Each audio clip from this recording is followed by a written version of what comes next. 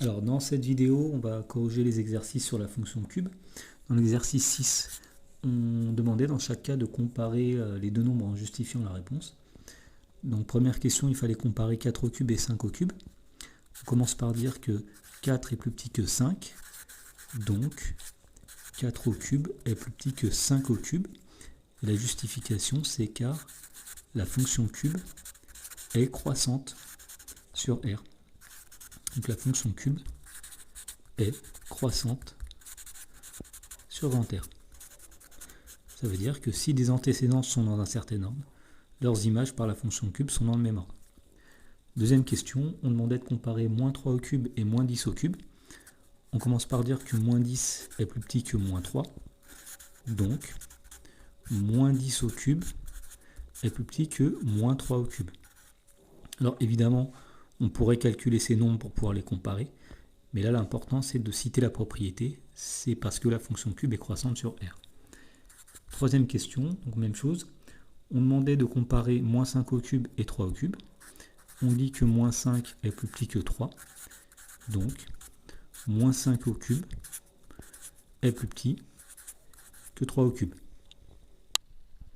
Alors, dans l'exercice 7, on demandait de résoudre des équations du type x cube égale quelque chose. Alors, on sait d'après le cours que ces équations n'ont qu'une seule solution. Donc, premièrement, on cherche les solutions de l'équation x au cube égale moins 1.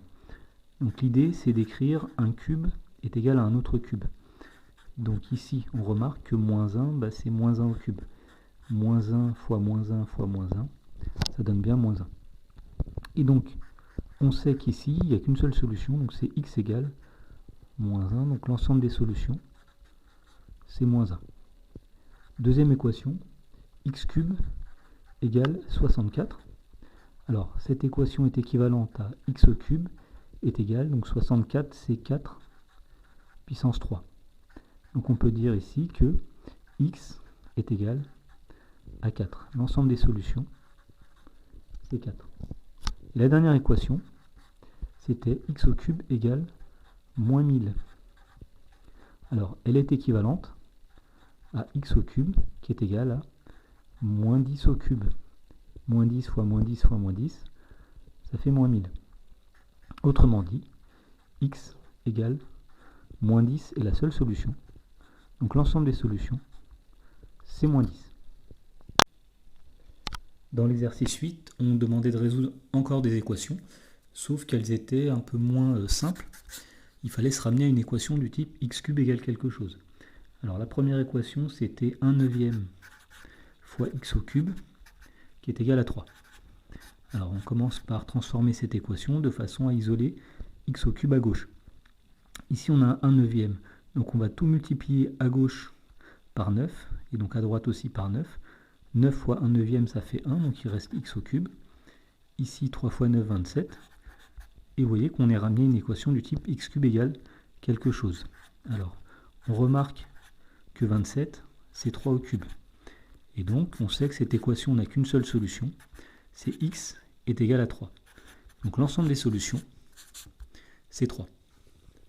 Alors la deuxième question, c'était x moins 2 au cube, qui est égal à moins 1.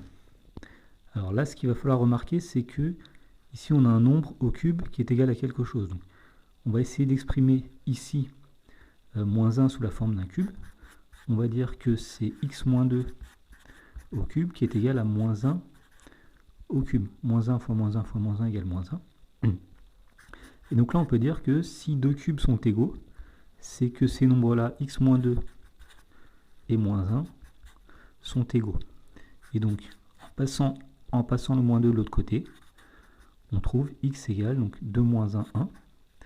L'ensemble des solutions, c'est x égale 1. On peut vérifier.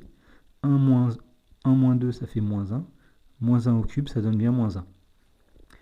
Et dernière équation, c'était 5 moins x au cube, qui est égal à 13.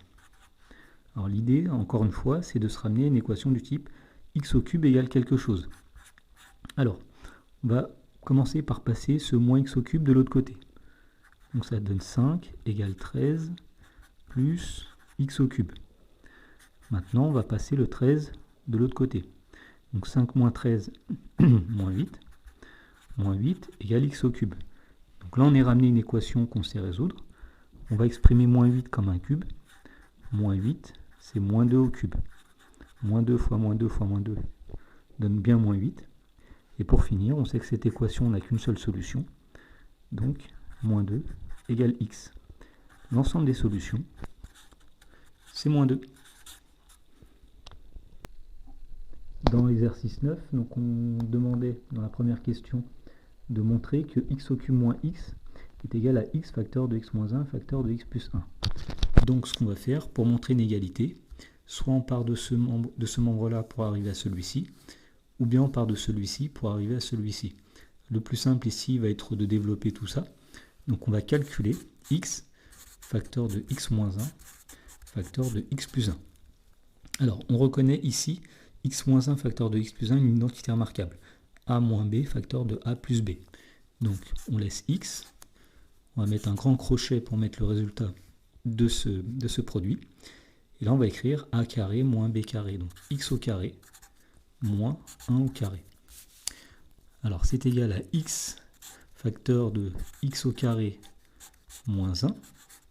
Et pour finir, on développe x sur cette parenthèse. X fois x au carré, x au cube, x fois moins 1, moins x. Donc on a bien démontré que x cube moins x est égal à ce produit. Et dans la deuxième question, on demandait d'en déduire tous les nombres qui sont égaux à leur cube. Donc pour cela, on va résoudre une petite équation. Donc dans la question numéro 2, qu'est-ce que ça veut dire qu'un nombre est égal à son cube? Ça veut dire que x au cube est égal à x si x représente ce nombre. Alors cette équation est équivalente si on fait passer le x de l'autre côté à x au cube moins x qui est égal à 0. Et pour résoudre ce genre d'équation en seconde, on sait qu'il faut avoir une forme factorisée. Et bien justement, dans la question 1, on sait que x au cube moins x, c'est ce produit.